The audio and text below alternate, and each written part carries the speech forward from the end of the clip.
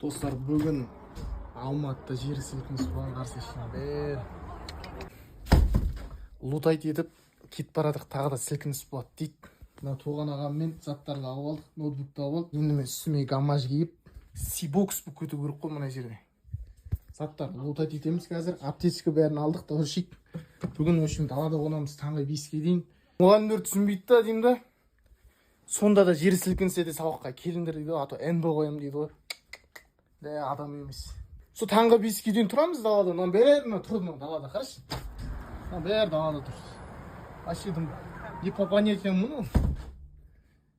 Кеттік, жиналыс шешесіз. Болмайды. Келесі бөлім салам, енді далада таңғы 5-ке дейін тұрғанымды, қатқанымды бәрін салам.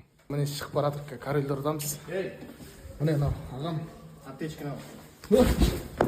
Ой, аптечканы не қалып отқан. Аптечканы не қалып отқан білмейміз. Бәрі жиналып тұр. Далада сігандар сияқты тұрамыз енді. 5-ке дейін ұйықтамай. Тірі болсам енді келесі бөлім салам достар.